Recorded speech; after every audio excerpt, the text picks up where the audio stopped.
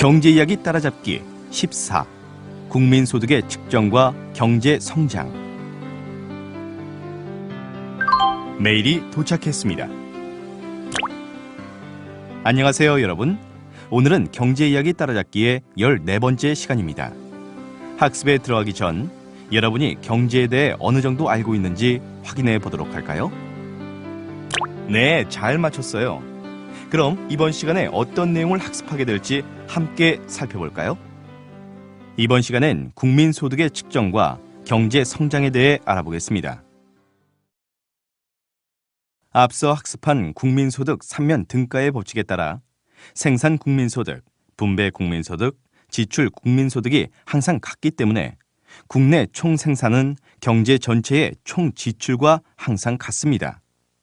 그런데 나라 경제를 구성하는 경제 주체는 가계와 기업, 그리고 정부와 해외 부문입니다. 따라서 국내 경제의 총 지출은 가계의 소비 지출과 기업의 투자 지출, 그리고 정부의 재정 지출 이외에 해외 부문의 지출인 순수출을 모두 합한 것과 같습니다. 여기서 가계와 기업, 그리고 정부의 지출은 해외에서 생산된 재화와 서비스에 대한 지출, 즉 수입을 포함하고 있습니다. 따라서 국내 총생산 측정 시 중복 계산을 피하기 위해 외국인의 국내 생산물에 대한 지출, 즉 수출은 수입을 뺀 순수출로 측정합니다. 따라서 국민소득인 국내 총생산은 소비, 투자, 정부 지출과 순수출 등 4가지 지출로 구성됩니다. 그리고 이들 구성 요소를 간단하게 수식으로 표현하기 위해 각 구성 요소의 영어 표현에서 첫 글자를 따와 총생산은 Y, 소비는 C, 투자는 I, 정부 지출은 G, 순수출은 NX로 나타냅니다. 이제 국내 총생산을 측정하는 문제에 대해 생각해 봅시다. GDP는 화폐 가치로 측정됩니다. 그런데 나중에 학습하겠지만 물가의 변동에 따라 화폐의 실질 가치도 변하게 됩니다.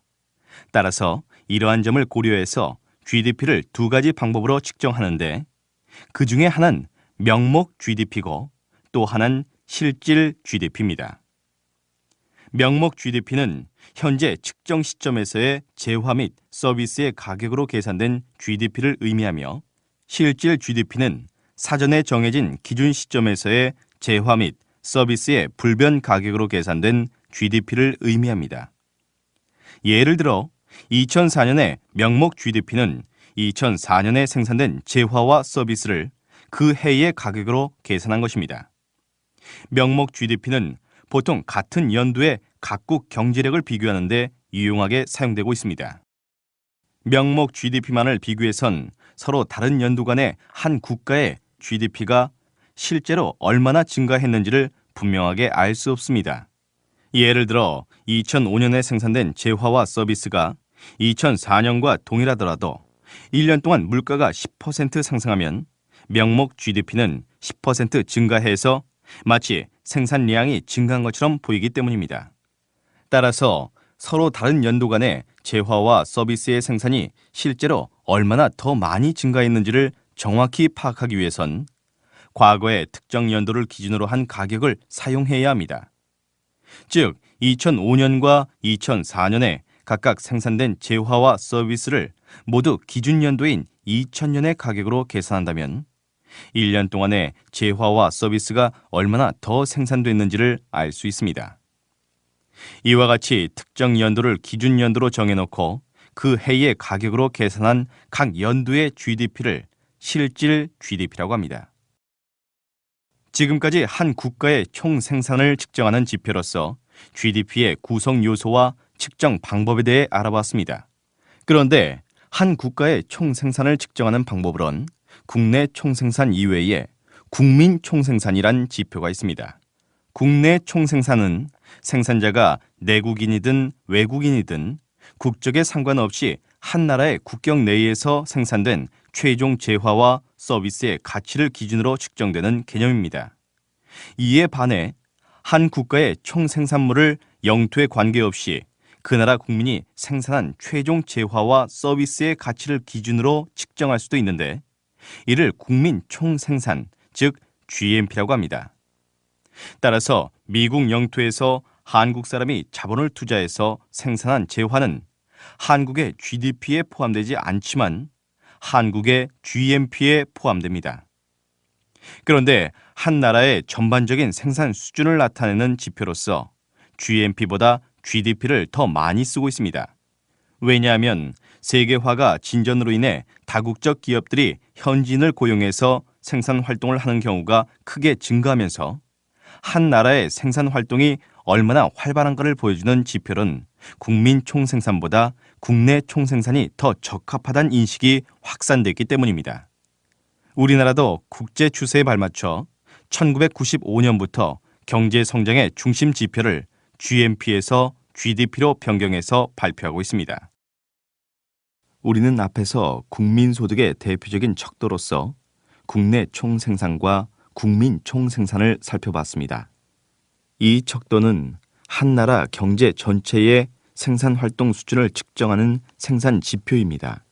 그러나 국민소득 3면 등가의 법칙에 의하면 소득 지표에 의해서도 국민소득 수준을 알 수가 있습니다.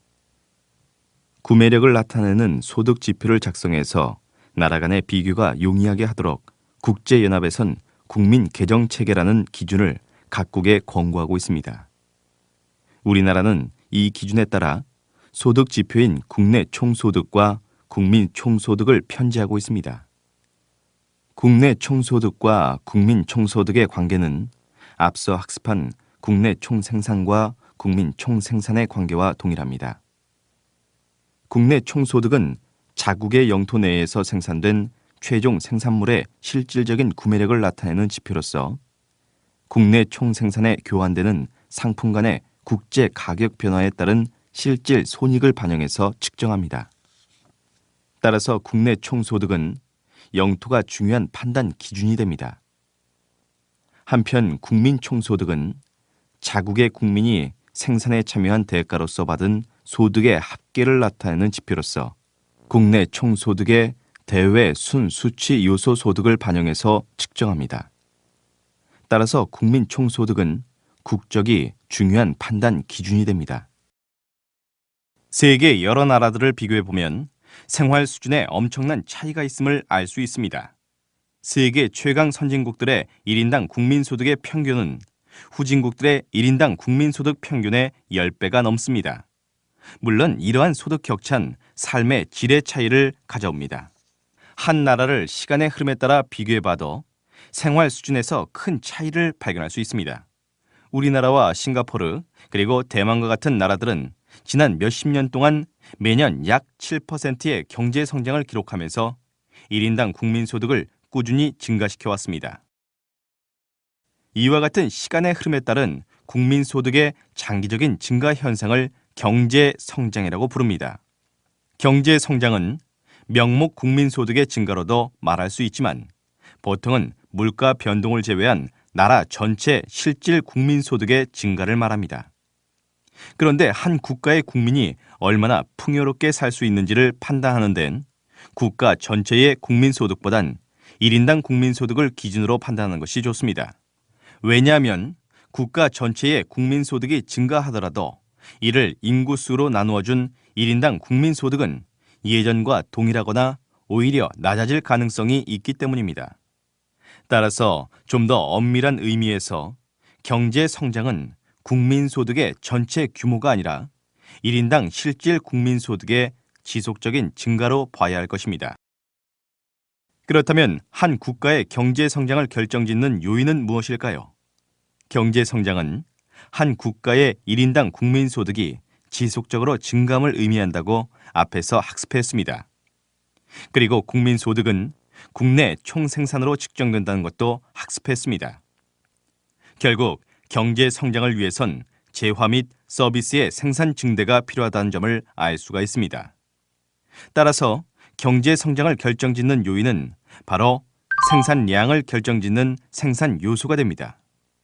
그리고 대표적인 생산 요소는 노동과 자본이 있습니다.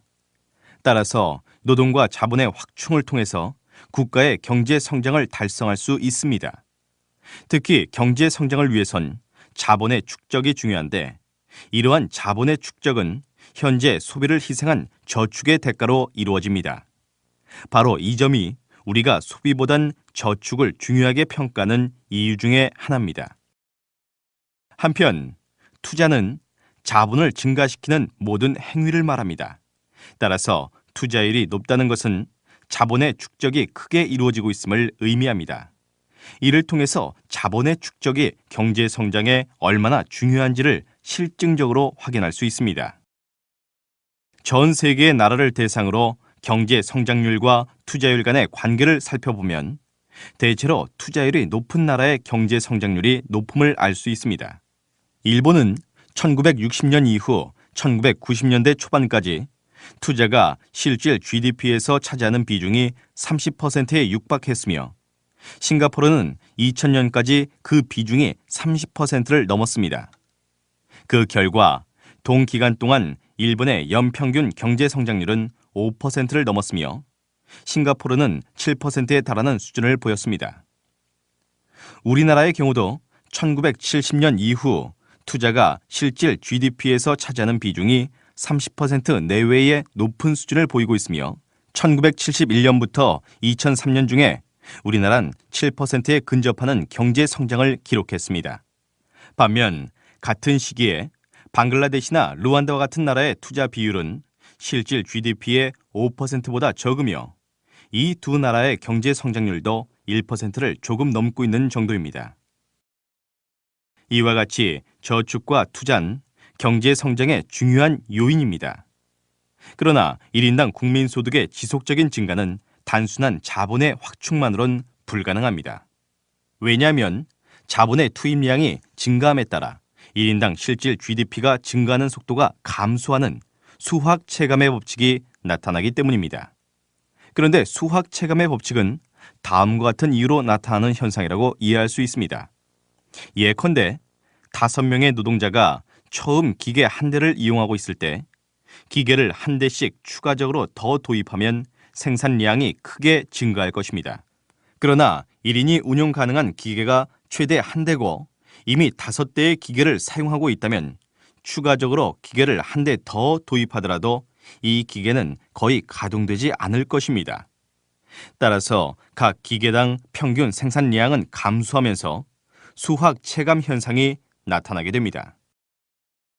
그렇다면 1인당 국민소득 수준을 지속적으로 크게 만들 수 있는 요인은 무엇일까요? 1인당 국민소득이 지속적으로 증가하는 현상을 설명하는 데 있어 필수적인 것은 바로 기술 진보를 통한 생산성의 향상입니다. 기술 진보란 생산 기술에 관한 새로운 방법을 도입하는 것을 의미하며 기술 혁신이라고도 말하는데 지속적 경제 성장을 위해 기술 진보가 필요한 이유는 기술 진보는 생산 요소의 투입 증가에 따라 나타나는 수학 체감의 법칙을 극복하도록 도움을 주기 때문입니다. 예컨대 앞의 사례에서 기계의 성능을 향상시켜 1인당 최대 운용 가능한 기계를 한 대에서 2대로 늘린다면 10대의 기계를 도입할 때까지 1인당 생산량이 지속적으로 증가할 것입니다. 이와 같은 기술 진보를 가능하게 하는 요인으론 연구개발 투자, 지식 및 인적 자본 투자, 그리고 국제무역과 직접 투자 등을 뽑을 수 있습니다. 지식 자본과 인적 자본의 축적이 경제 성장의 원동력 중 하나임을 부인할 사람은 없을 것입니다. 이러한 지식 자본을 축적하기 위해선 연구개발 투자가 필수적입니다. 한 기업의 R&D 투자는 다른 기업 또는 산업의 R&D 투자를 촉진하여 나라 경제 전체의 생산성 향상에 기여할 수 있기 때문입니다. 인적 자본이란 생산 인력이 보유하고 있는 교육 수준, 기술과 건강 정도 등을 뜻합니다. 개개인의 인적 자본이 많아지면 개개인의 생산성이 높아질 뿐만 아니라 나라 경제 전체의 생산성도 향상됩니다. 즉, R&D 투자와 마찬가지로 개별 노동자의 인적 자본 축적도 나라 경제 전체의 생산성 향상에 기여합니다. 따라서 정책 당국은 국가 전체적으로 지식 자본과 인적 자본 축적이 원활하게 이루어질 수 있도록 사회 경제적 여건을 조성하는 것이 중요합니다. 농구 게임. 여러분이 공부한 것을 확인해 볼까요? 지금부터 문제를 하나씩 풀어보세요.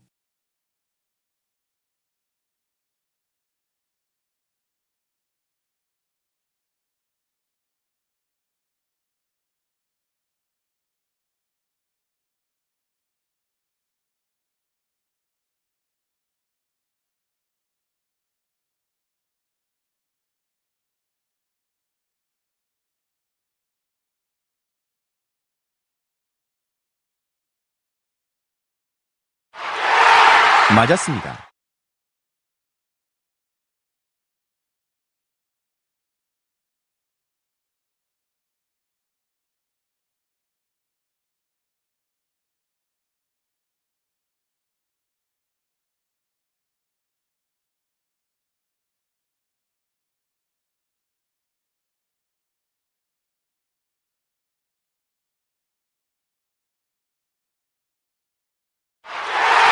맞았습니다.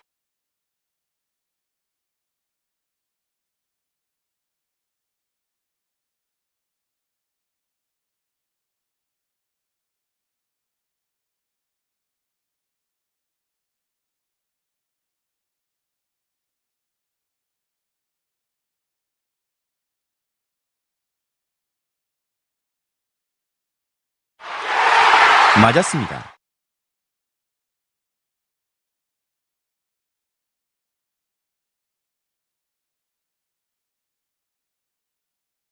오늘 배운 내용을 정리해 볼까요?